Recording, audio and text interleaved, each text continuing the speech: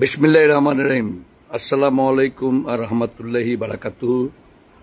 আজকে আমি ভিডিওটি এই জন্য করতেছি যে একটি দুঃখ প্রকাশ করার জন্যে।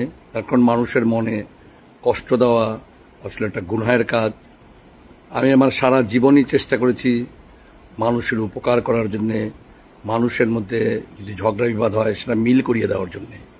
এবং আমাদের জাতীয় পার্টি থেকে সিনিয়র নেতা আমার সহকর্মী অনেকেই চলে গেছে, তাদেরকেও মিল করার জন্য আমি অনেক চেষ্টা করেছি। যাই হোক, সেদিন হঠাৎ করেই যথাসম্ভব 12 তারিখ আমি দেখলাম যে যারা চলে গেছে তাদের যে পল্লীবন্ধু হোসেন মোহাম্মদ এরশাদের যে মৃত্যুবার্ষিকী, সেটা যে প্রোগ্রাম, সেই প্রোগ্রামে আনোয়ার হোসেন মঞ্জুকে তারা চিফ গেস্ট করেছে। সেই জিনিসটি দেখার পর আমি হঠাৎ উত্তেজিত হয়ে পড়ি। আসলে আমি নিজের মেজাজ ঠিক রাখতে পারি না। তাৎক্ষণিকভাবে আমি একটি ভিডিও করি এবং কোনো কিছু চিন্তা না করেই আমি সেই ভিডিওটি আপলোড করি।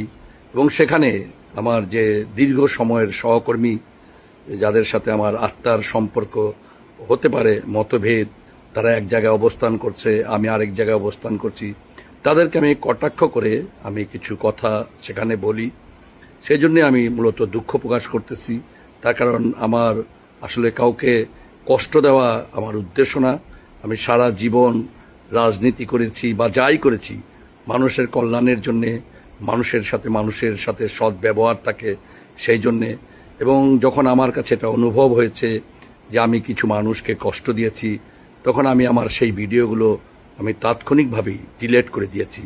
এজন্যে আমার সহকর্মীবৃন্দ, যাদের সাথে দীর্ঘ সময় আমি রাজনীতি করেছি, আমার মনোভুলে বা হঠাৎ উত্তেজিত হয়ে যাওয়ার কারণে অনিচ্ছাকৃতভাবেই জিনিসটি হয়েছে।